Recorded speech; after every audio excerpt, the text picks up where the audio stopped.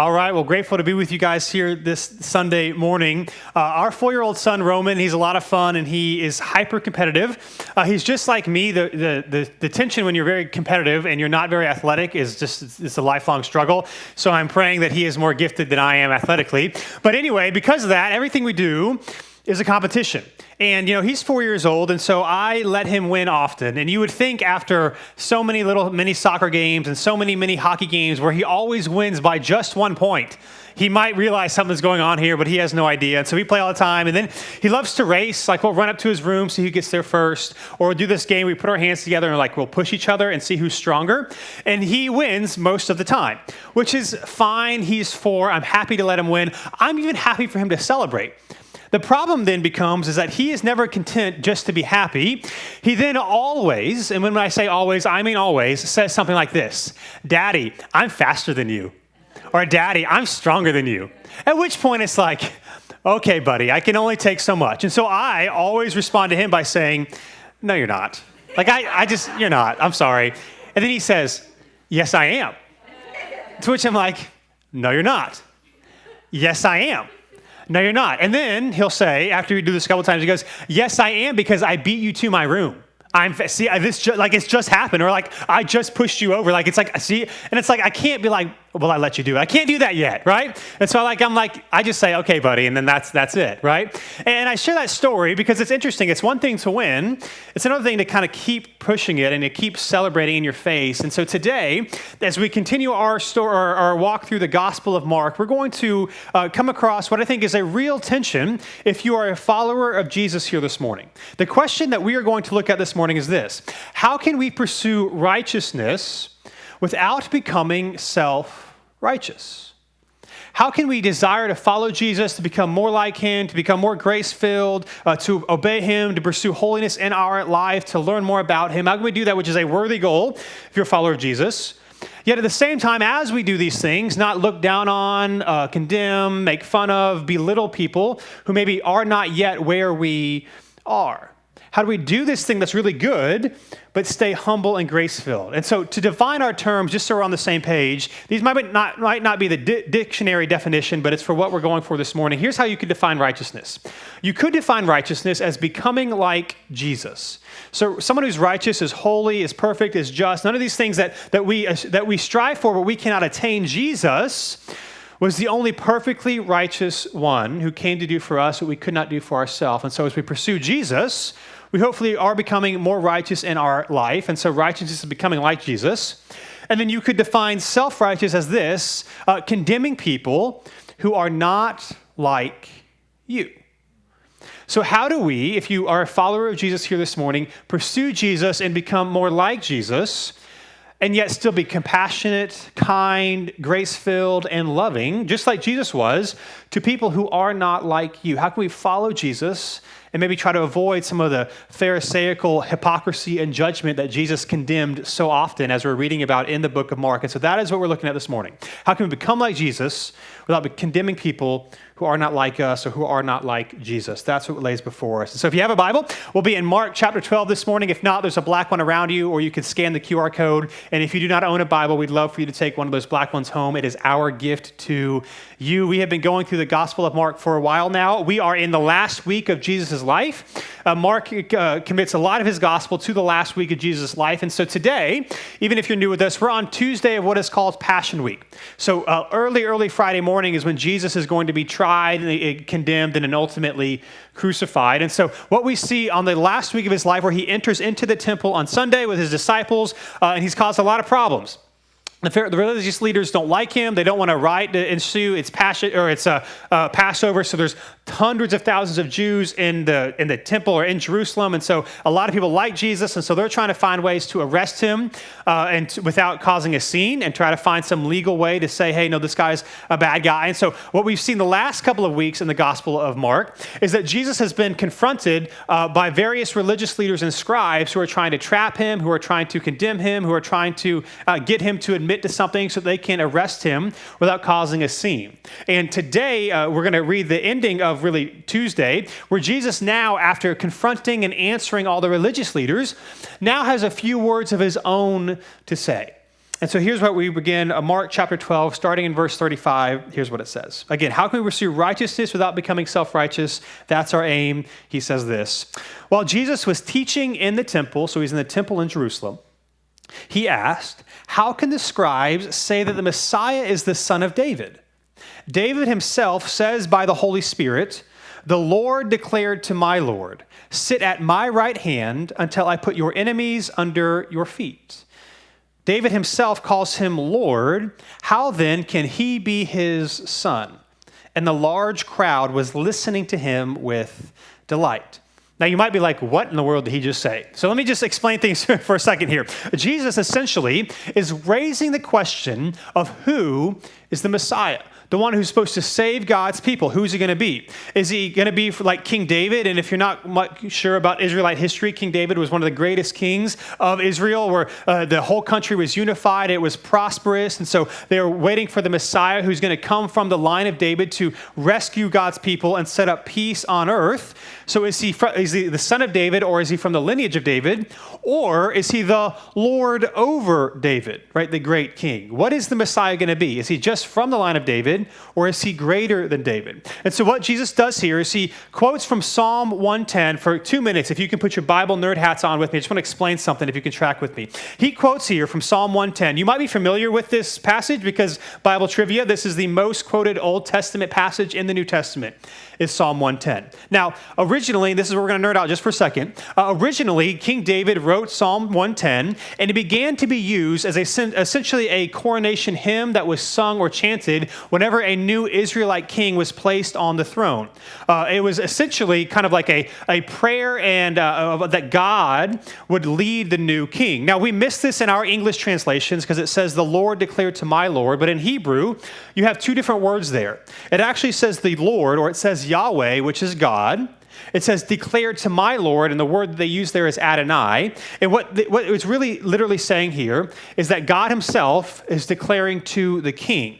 Right? And so for Israel, it was a symbolically saying that this new king was inducted as God's vessel to lead Israel and was seated symbolically at God's right hand. Now, one of the things that made Israel distinct from all other ancient cultures is that they did not believe that their king was actually God or a son of God. So that's not what it's saying. It's just saying that God has placed this new king on the throne, and we're hoping that he's going to lead us to peace and prosperity.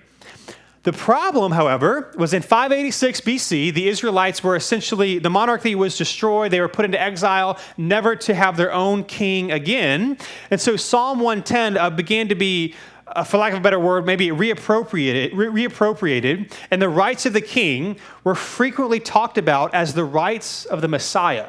Or in other words, the original Israeli monarchy was a shadow or a preparation of what would ultimately happen when the real final Messiah would come, which is that there is no more enemies and no more peace. And so this psalm began to be a prayer that God would send his Messiah to rescue him.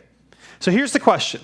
The Lord, which is God, said to my Lord, which they associated with the Messiah, sit at my right hand until I put your enemies under your feet. The problem is the Messiah here is obviously superior to King David, and he's not merely a descendant of King David because he's going to put everybody under his feet. And so it's not that the Messiah wasn't also a descendant of King David. Jesus was, and he affirms this. He certainly was.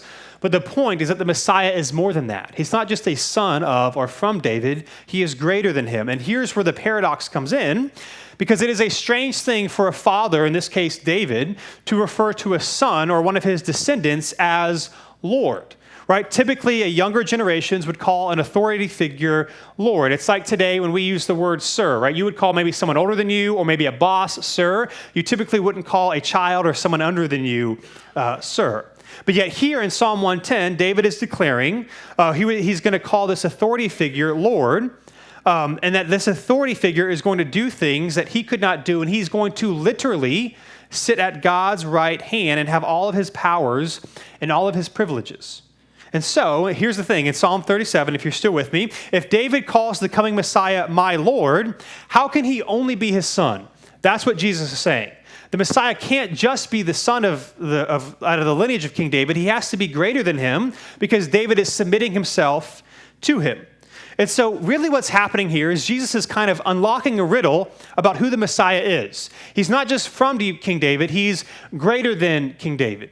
And to maybe give us a sense of what was going on here, it's kind of like if you ever read a riddle, right, and you hear one and you're like, I don't really get it, but then someone explains it to you and it's like, oh, that makes a lot of sense. And so I have some riddles for you, right? For example, just think with me. Before Mount Everest, the tallest mountain on earth, was discovered, what was the highest mountain on earth? Oh, come on, you're too smart. I thought that was good. If you're like, what did they say? Mount Everest, right? Because before, however you measure a mountain, I have no idea. Before they discovered how tall Mount Everest was, it was still the tallest mountain, right? And so that's what kind of is happening. Or how about this one? Hopefully you don't know this one. I should have picked harder ones. How many letters are in the alphabet? Okay, good. You're like, I don't know. You might think it's 26, and there are 26 letters in the whole alphabet, but the word alphabet only has 11 letters. And it's like, oh, okay, so that's not that good of a riddle. You should have picked better ones. But you see, like, oh, that makes sense. And that's kind of what is happening here. He's trying to reveal something to them that they've read, that this is me, the Messiah is here, and I'm not just like King David or his descendants, I am greater than. And so today, again, if we're looking at the question, how can we pursue righteousness without becoming self-righteous, I've got a Baptist sermon today for you. I got 3 points, okay? Here's the first one. We need to recognize who Jesus is, or recognize Jesus for who he is. Recognize Jesus for who he is, and this will help us understand that we are not all that we are not over all things, but he is. Now, here's the thing. This is actually pretty easy to do until he challenges you and your idols and your desires. Like, it's pretty easy to be like, oh, okay, I'm not God. I didn't create all these things. God must exist. This Jesus guy seems pretty cool. I'll say, I'll follow him, or I'll think he's the one. That's awesome. But then it gets really hard when he starts to challenge your preferences and your desires and your wants. Are you really willing to submit yourself to him?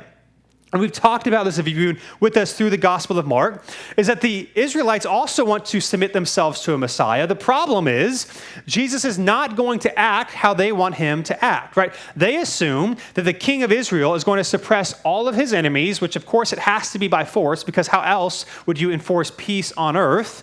But the reality is that Jesus has come to open up the kingdom for all people, not just the Jewish people. And how is he going to do it? Not by force, but by laying down his life. So they have this vision of a Messiah, but Jesus is not going to fulfill their vision. He's going to fulfill the vision, or his vision, of what the Messiah actually is going to be. And are they willing to submit to him? It's a completely different thing. Now, I don't know, maybe to make this real, recognizing someone for who he is, if you married to your spouse and you knew right away that he or she was the one, would you just raise your hand? If we have anybody that was like, okay, a couple of you, that's okay, come on, let's be excited about this. Some of you, right? Right away, you knew this is the one. Now, for many of us, that wasn't the case. I've shared a little bit of our story. For when Christina and I met, that was not we had no idea who each other were. I've shared this before. The first time we met, we were at this college ministry social thing, and there was music playing, and I was dancing because I like to do that. And one of the staff was like, "Hey, Christina, have you met Dylan?" And I don't remember this incident, so got to take her word for it. And Christina said that I introduced myself and kept dancing away. I didn't ask her who she was, and she thought I was rude and weird. Now, if you had told her that's your man one day, she'd be like, nah, that ain't it, right? In fact, she originally never wanted to get married, right? And so she's like, well, that's why. If that's the husband, I ain't doing it, right? Like, she didn't know. And of course, I don't even remember meeting her, so I don't know what's worse. I don't know. But a few months later, we started dating. And then a few months after that, again, I also don't remember this conversation either. I don't know if I have a problem or what, but this one I can believe. I'm one of those people that if I decide to do something, I'm just going to do it. Like, I just pretty self-disciplined, whatever. And so she says, a few months into dating, we were somewhere at a mall or something, and we're talking, and I said, I think you're the one. Like, I told her that. We're freshmen, we're 18 years old, dating a few months. And she's like, she didn't say this, but she's thinking, bro, I don't even know you. I'm talking about the one. And so I think she's the one. And then she goes on to dump me twice. Okay? And so she still right? The next 2 summers, we got back together. She dumped me again, right? She still didn't recognize, right? Now, eventually, I don't know how it happened. She changed her mind. And now we are together happily ever after with 2 kids, 11 years, and it's awesome, right? But at the beginning, neither one of us would have known what was happening here. And so the challenge for us is not just to read the words of Jesus, but to believe it and to trust it and to submit our lives to him. And when we do that, it helps us fight against self-righteousness because we know that we are not the thing, that we are not great, that we are not amazing, but we know somebody who is. And so we need to recognize Jesus for who he is. That's what he's inviting these people to do. And then he continues, verse 38, and says something else. Mark chapter 12, verse 38, he says this. He also said in his teaching, this is Jesus, beware of the scribes who want to go around in long robes and who want greetings in the marketplaces, the best seats in the synagogues, and the places of honor at banquets. They devour widows' houses and say long prayers just for show. These will receive harsher judgment. Now, again, remember, Jesus is in the temple, right? This is the pinnacle of Jewish religion and priests and all these sort of things. And so in Jerusalem, to be a scribe is to be someone with authority, to be someone with respect, to be someone up high on the cultural ladder. And he's critiquing the religious leaders now that have been attacking him. Because again, the scribes commanded a lot of respect in Jerusalem. Even if you weren't very devout or a big practicing Jew, again, as we talked about, the temple was not just religious, it was economic, it was power, it was political. You respected these people. Now, the scribes back then, they wore special robes that distinguished them very easily from the rest of the crowds. You were actually expected to rise in the marketplace. If you were sitting and they were walking through, you were expected to rise as they came through as a sign of respect and honor. The best seats in the synagogue were reserved for them so that when they wanted to share, they could stand up in a place where everybody could easily hear them and see them. And so all of these things set them apart. Now, I just want to say this. It's not necessarily that these things are inherently bad. It's not that, again, because a lot of the robes came from some of the priestly garments that they did, and having the best seats in the synagogue wasn't just to have the best seats, but it's because they would address the crowd. And so, of course, you need to be a place where people can see you. It's not that these things are inherently bad. The problem is that they had been taken advantage of, and they were exploited, and they had these positions of power, and they used them under the guise of piousness to get what they wanted. Right? They would pray publicly ornate prayers just for show and not for God. Instead of using their cultural authority and their prestige and their honor to show people what it was like to befriend or to care for or to spend time with the people who didn't have much money or didn't have much to show for it, they ignored them. They should have used their position to show love, care, and compassion, but they didn't. And so Jesus condemns them. Now, really quick, I just want to have a confession time here. This is also, just so we know, the natural inclination of all of us. It's very simple for us to read the New Testament and read the Pharisees and the religious leaders and be like, well, I'm not them. I don't have their cultural milieu. Like, I don't have their respect, and I'm not a religious leader, and so I'm not like them, and assume that this is just a religious person problem. This is an all of us problem. Or put a second way, again, we're looking at the question, how can we pursue righteousness instead of our own what I'm trying to say, how can we pursue righteousness without becoming self-righteous? Here's another thing that we can consider. That we need to pursue the purposes of God over the praise of people. Because this is what Jesus is condemning here. That they are not using it in their position of power and prestige for the good of others. They're using it to say, look how amazing I am. You better stand up for me. You better honor me. And if you are a sinner in any way, I will condemn you publicly to show you how much better I am than you. So again, I would say this. Following Jesus is easy, going back to the first point, when he has to follow us. Right? Or following Jesus, maybe you can say it this way, is beneficial when we view ourselves as better than. Well, I'm going to follow Jesus and be holy and do good things, and I'm going to look down on anybody who doesn't do the things that I think they should be doing. And so we can easily become like these scribes. Now, again, for us, you say, well, I might not have the cultural prestige of a scribe in Jerusalem, and that might be true. But the challenge for us is to think through how we can view those who think or behave differently than us in the same way, as ignorant, as dumb, as not as good as us. Or we can try to impress the people in our camp over faithfully following Jesus. So if you're a follower of Jesus this morning, maybe in your workspace or in your group, maybe you got a hobby that you do with people, whatever it might be, wherever you might find yourself with other people, it's really easy to do things that's going to score me points with the people that I'm around, even if it's not being a faithful follower of Jesus. And so again, for the scribes, instead of using their power and authority to serve others, which is what they were supposed to do, many of them were using it to be served by others to make themselves feel better about themselves. And so if we're going to pursue the purposes of God over the praise of people, a question that we can ask ourselves is, how can I use my influence to serve others rather than be served? However big or small you might think your influence is, with your family, with your friend group, with your classmates, with your coworkers, wherever you might find yourself, the question is, how can I use my influence, not to make myself look good, but however small it might be, to serve other people? And when we do that, we are certainly pursuing the purposes of God over the praise of people and making ourselves look good. And then Jesus says this. He gives one more teaching in verse 41 of chapter 12. He then says this. Sitting across from the Temple Treasury, so they're in the Temple Treasury was the place that you would go to give your financial offerings. He watched how the crowd dropped money into the treasury. Many rich people were putting in large sums. Then a poor widow came and dropped in 2 tiny coins worth very little. Now, again, just some context so we can understand what's going on here. In the temple, again, Jesus is here. He's seeing people bring their financial offerings to the temple. Now, again, one of the important functions of the temple was that it also served as a depository.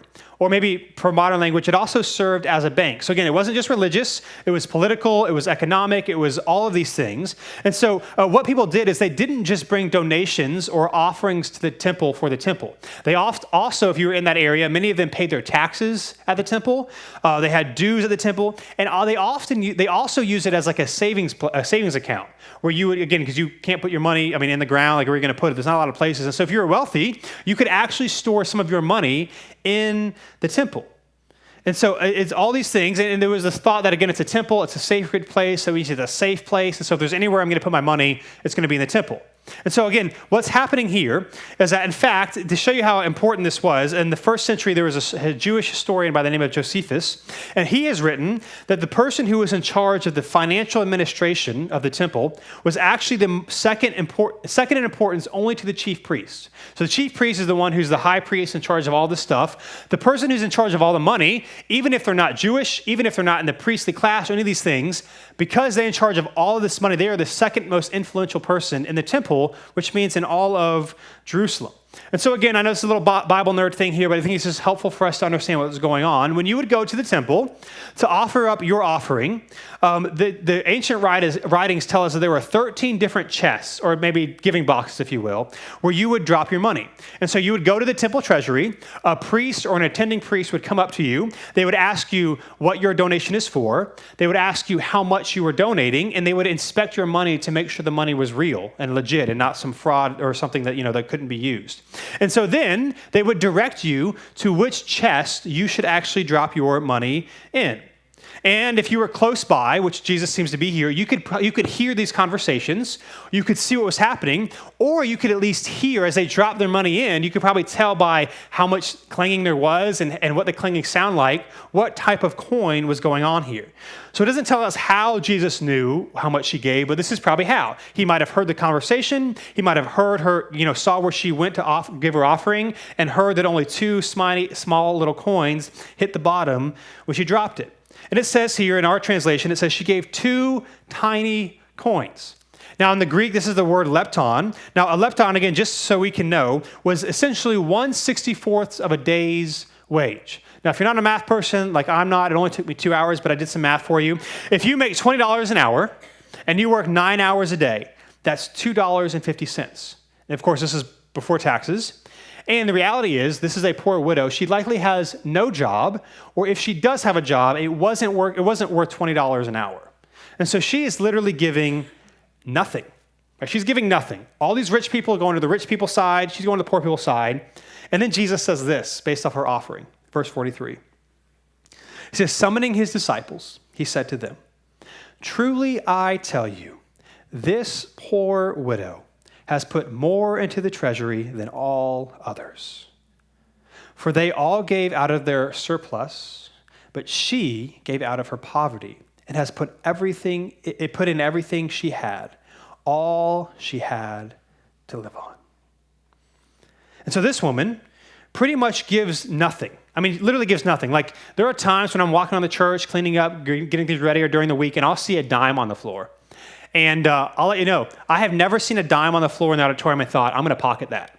I've never been tempted. Like, what am I going to do with 10 cents? Nothing. Like, there's literally nothing I'm going to do with 10 cents. It is super easy for me to drop it in our giving box and go in my office and go about my day, because it's not going to do anything. It's not going to move the needle. It's not going to help us hardly at all. So I'm like, 10 cents, I am not tempted to steal that at all.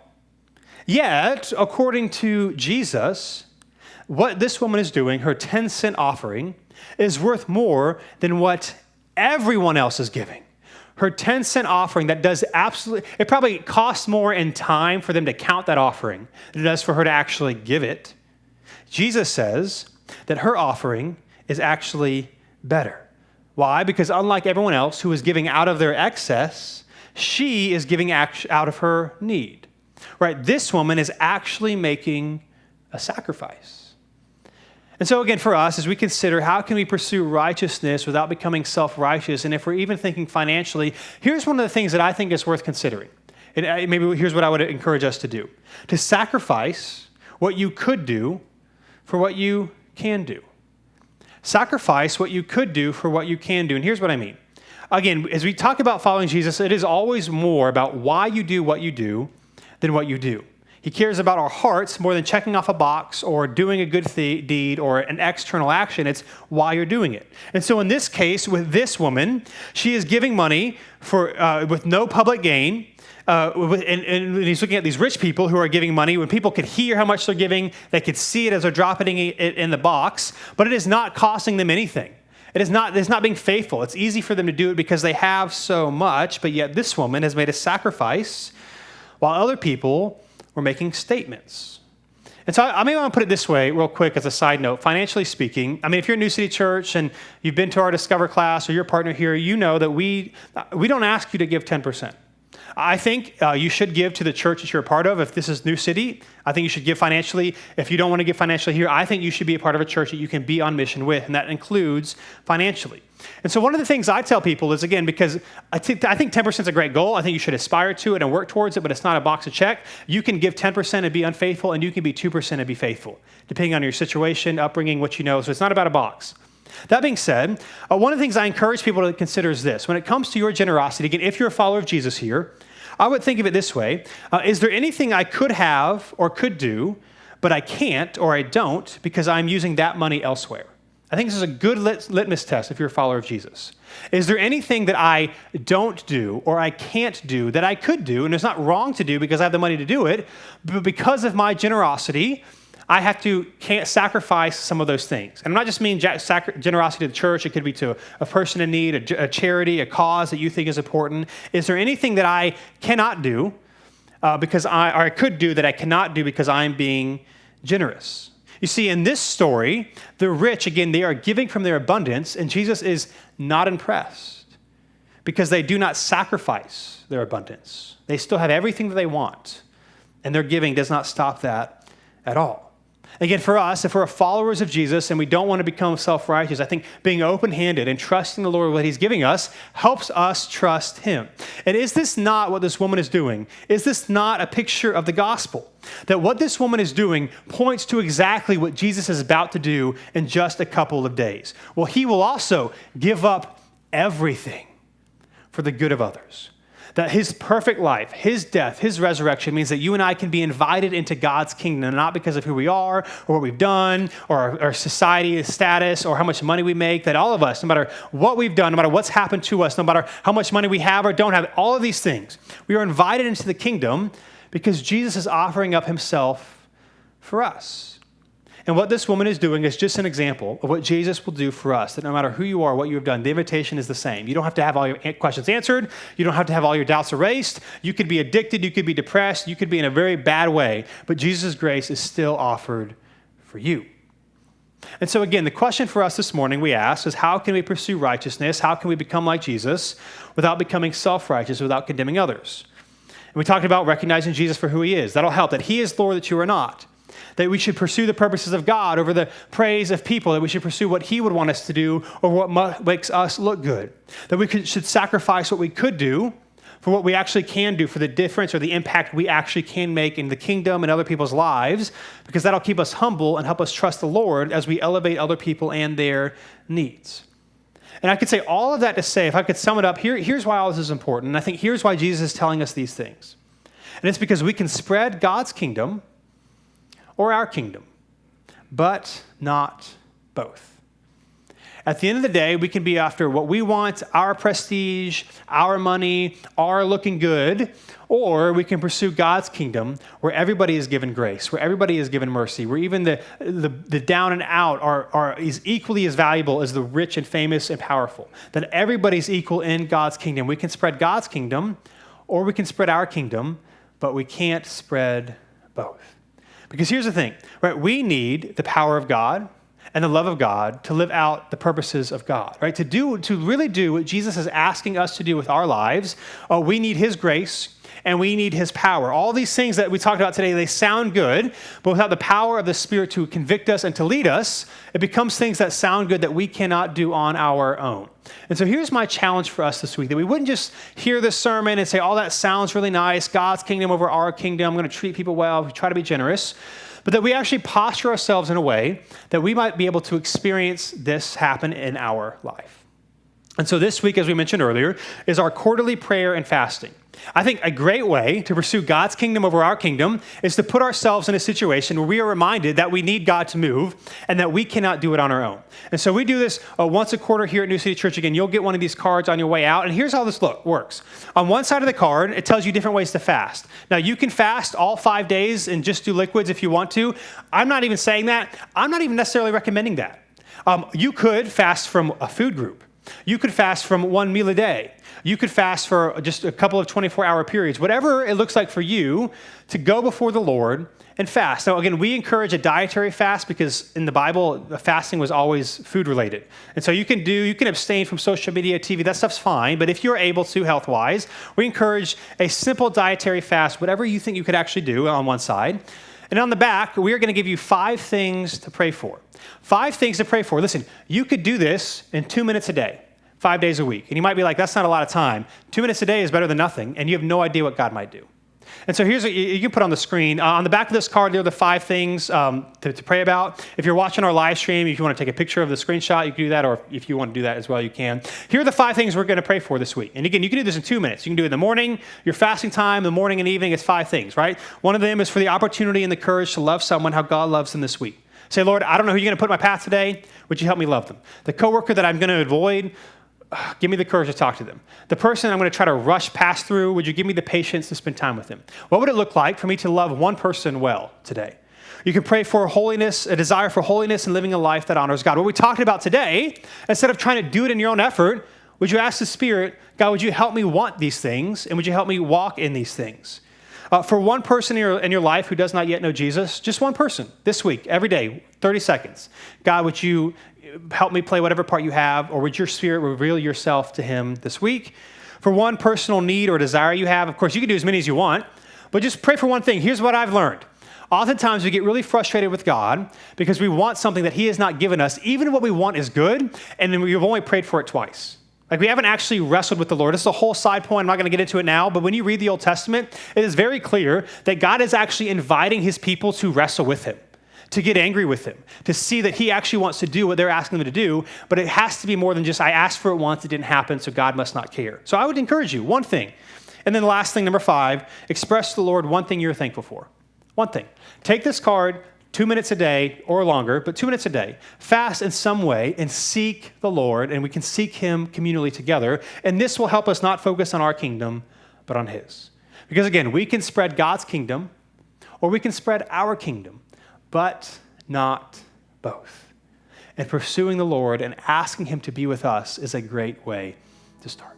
Hey, thanks so much for checking out this video. We upload new videos every week to help encourage you in your faith in Jesus. So be sure to subscribe to this channel so that you'd never miss a thing.